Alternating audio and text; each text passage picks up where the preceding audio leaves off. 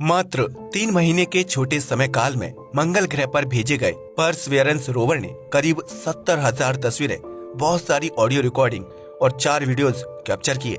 यह वीडियो मंगल पर भेजे गए पहले हेलीकॉप्टर के थे, जिसे आप स्क्रीन पर दिखाई जाने वाली वीडियो में उड़ता हुआ देख सकते हैं। इस वीडियो को परसेवरेंस रोवर ने ही कैप्चर किया है। आज के इस वीडियो में हम आपको इसी रोवर के द्वारा की गई विभिन्न रिसर्च के बारे में बताने वाले हैं। खास बात यह है कि इन रिसर्च को मात्र 3 महीने के समय काल में किया गया है, जो एक बहुत ही मुश्किल और आश्चर्यजनक बात है। तो बिना समय गवाए आइए शुरू करते हैं आज के इस वीडियो को। 18 फरवरी 2021 को परसेवरेंस रोवर मंगल ग्रह पर बिल्कुल सही तरीके से लैंड होकर हिस्ट्री बना देता है। इस लैंडिंग की खास बात ये थी कि इसे क्लियरली रिकॉर्ड किया गया था, जिसे आप अपनी स्क्रीन पर भी देख सकते हैं। इस समय पर परसेवरेंस मंगल ग्रह के वायुमंडल में ही था और इसके पैराशूट ओपन हो चुके थे। इन पैराशूट के जरिए स्पेसक्राफ्ट की गति को कंट्रोल किया जाता है ताकि वह जमीन पर कम मोमेंटम के साथ लैंड हो। इसके बाद मंगल ग्रह की सतह के नजदीक पहुंचने के बाद परसेवरेंस की हीट शील्ड रिमूव हो जाती है, जिससे वैज्ञानिक पहली बार इसके जरिए मंगल ग्रह की सतह को देख पाते हैं। हीट शील्ड एक स्पेसक्राफ्ट को लैंडिंग के समय उत्पन्न होने वाले तेज तापमान से बचाती है, ताकि इसके अंदर मौजूद अलग अलग इक्विपमेंट खराब ना हो। यहाँ पर परसेवरेंस रोवर लैंड होने के लिए सही जगह का चुनाव कर रहा है। फाइनली थोड़ी देर बाद यह जमीन पर लैंड हो जाता है और लैंड होते ही यह एक तस्वीर खींचता है, जिसे आप अपनी स्क्रीन पर देख सकते हैं। यह परसेवरेंस रोवर द्वारा खींची गई पहली तस्वीर है, जिसमें आप मंगल ग्रह के वातावरण को एक वाइड एंगल व्यू में भी देख सकते हैं। परसेवरेंस रोवर अकेले ही मंगल ग्रह पर नहीं गया था, बल्कि इसके साथ इसके छोटे भाई इंजेन्युइटी हेलीकॉप्टर को भी लैंड कराया गया था।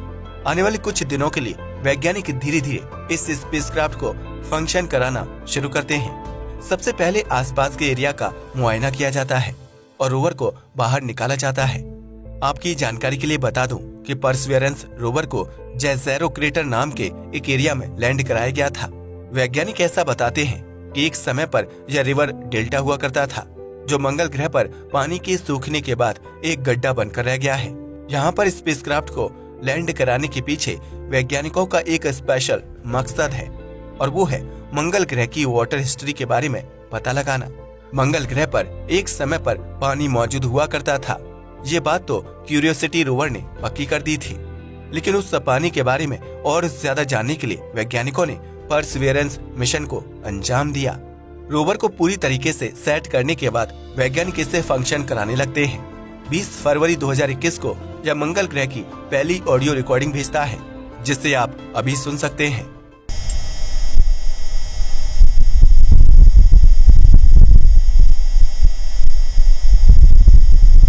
यह ऑडियो इतना ज्यादा क्लियर इसलिए नहीं है क्योंकि स्पेसक्राफ्ट में लगे हुए माइक्रोफोन को अभी भी पूरी तरीके से सेट नहीं किया गया था।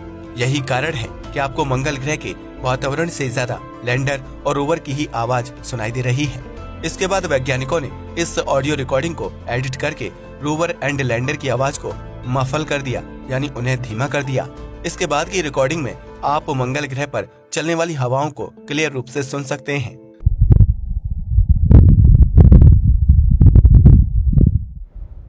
मैं जानता हूँ यह आवाज इतनी ज्यादा तेज और साफ नहीं है, लेकिन किसी दूसरे ग्रह पर जाकर मात्र 2 दिनों के अंदर ऐसी किसी भी साउंड को रिकॉर्ड करके वैज्ञानिकों तक भेजना एक बड़ी बात है।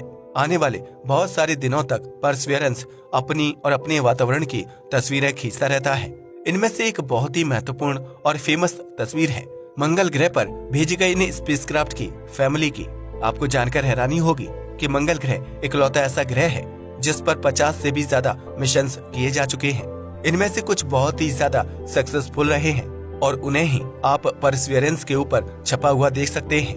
इनमें से सबसे पहला और छोटा स्पेसक्राफ्ट है सोजोनर, उसके बाद स्पिरिट, अपॉर्चुनिटी, क्यूरियोसिटी और अंत में परसेवरेंस रोवर को देखा जा सकता है।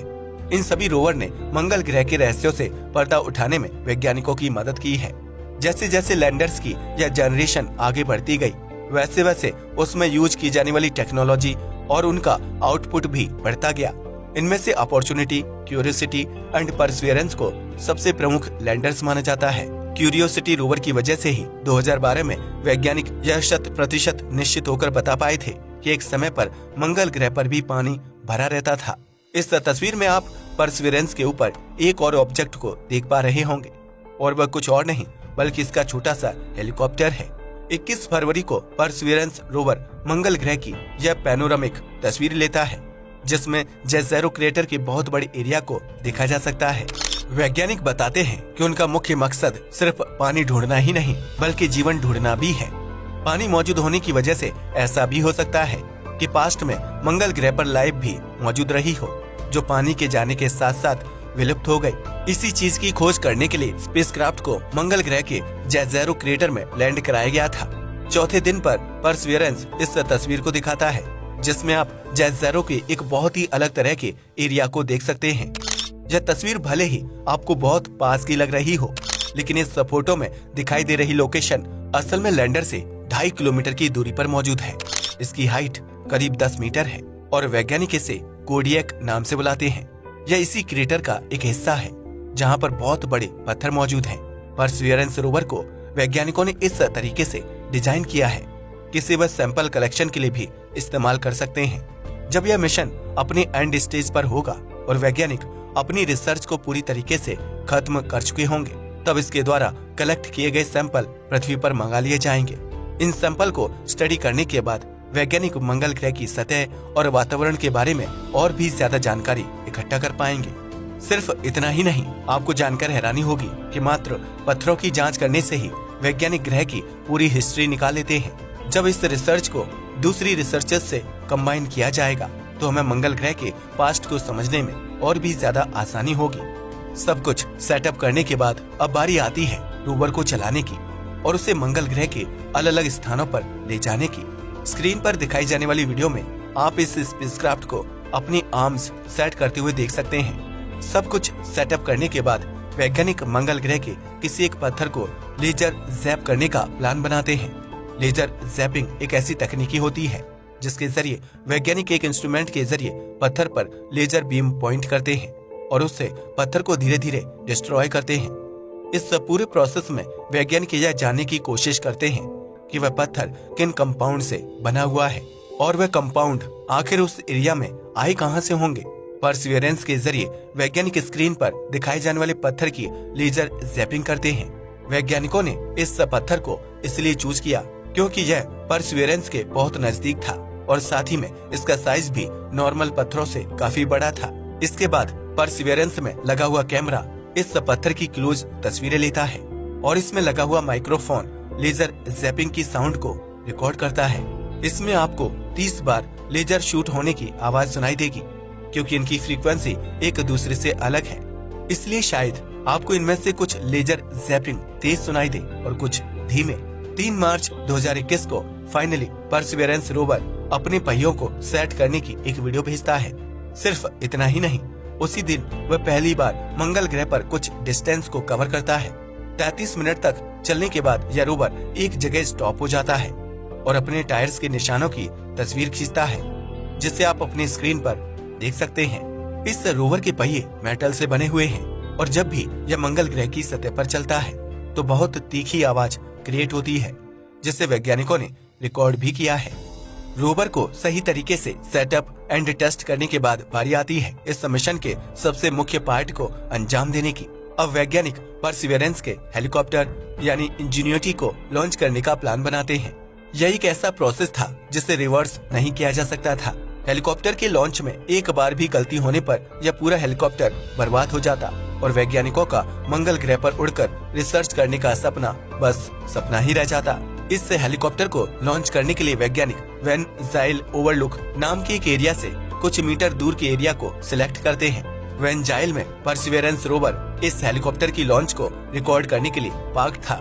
फाइनली हेलीकॉप्टर को डिप्लॉय किया जाता है और वह जमीन पर आते ही सबसे पहले इस तस्वीर को खींचता है जिसमें हम फिर से मंगल ग्रह की पथरीली सतह को देख सकते हैं। सोलर पैनल्स को चार्ज करने के बाद इस हेलीकॉप्टर को उड़ाने की कोशिश की जाती है लेकिन कुछ टेक्निकल डिफिकल्टीज की वजह से पहली फ्लाइट कैंसिल हो जाती है।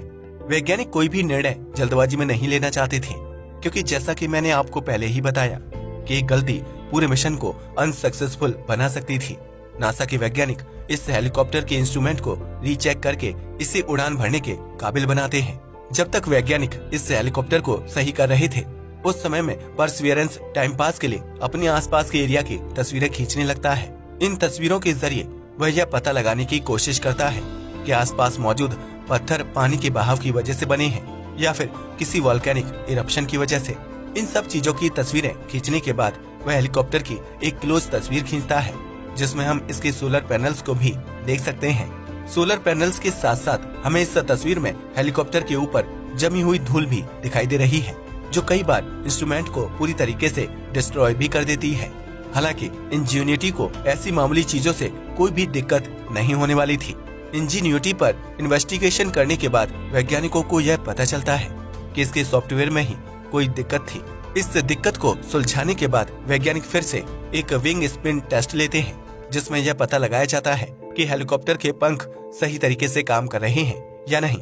19 अप्रैल 2021 को इंजीनियरिटी एक हिस्ट्री बना देता है। यह एक दूसरी दुनिया में कंट्रोल्ड फ्लाइट करने वाला पहला स्पेसक्राफ्ट बन जाता है। परसिवियरेंस द्वारा लिए गए इस वीडियो में आप यह देख सकते हैं कि किस तरीके से इंजीनियरिटी करीब 40 सेकंड तक मंगल ग्रह की सतह के ऊपर उड़ता रहता है। इस चीज को सेलिब्रेट करने के लिए वैज्ञानिकों ने इंजीनियरिटी के साथ एक छोटे से कपड़े के टुकड़े को रखने की रिक्वेस्ट की थी। यह कोई मामूली कपड़ा नहीं था। राइट ब्रदर्स ने अपनी पहली उड़ान भरने वाले प्लेन में इसी कपड़े का इस्तेमाल किया था, जो अब मंगल ग्रह पर भी पहुंच चुका था। जिस जगह इस हेलीकॉप्टर को उड़ाया गया था, उस जगह का नाम अब राइट ब्रदर्स फील्ड रख दिया गया था। अगले दिन यानी 20 अप्रैल को वैज्ञानिक एक और बहुत इम्पोर्टेंट काम को मंगल ग्रह पर अंजाम देते हैं। परसिवियरेंस में मॉक्सी नाम के एक इंस्ट्रूमेंट को फिट किया गया था, जिसका मुख्य काम था मंगल ग्रह के वातावरण में मौजूद गैस को ऑक्सीजन में कन्वर्ट करना। 20 अप्रैल को पहली बार वैज्ञानिक इस चीज को सफलतापूर्वक तरीके से अचीव कर लेते हैं। मात्र 1 घंटे तक इस इंस्ट्रूमेंट को ऑन करने के बाद वैज्ञानिक इतनी ऑक्सीजन प्रोड्यूस कर चुके थे, जिससे एक एस्ट्रोनॉट 10 मिनट तक आसानी से सांस ले पाए। ये भले ही बहुत कम मात्रा की ऑक्सीजन हो, लेकिन शुरुआत करना सबसे इम्पोर्टेंट चीज है। जैसे जैसे टेक्नोलॉजी में सुधार आएगा, वैसे वैसे हम ज्यादा से ज्यादा ऑक्सीजन को मंगल ग्रह के वातावरण से खींच पाएंगे। 22 अप्रैल को दोबारा से उस हेलीकॉप्टर को बुलाया जाता है और अब वह 5 मीटर तक की ऊंचाई तक आसानी से पहुंच जाता है। इतनी ऊंचाई पर जाने के बाद वैज्ञानिक मंगल ग्रह की सतह की एक तस्वीर खींचते हैं, जिसमें आप परसिवियरेंस के पहियों के निशान भी देख सकते हैं। इसके बाद तीसरी टेस्ट फ्लाइट में वैज्ञानिक हेलीकॉप्टर को सिर्फ ऊपर ही नहीं ले जाते हैं, बल्कि उसे दाएं बाएं भी मूव करके देखते हैं।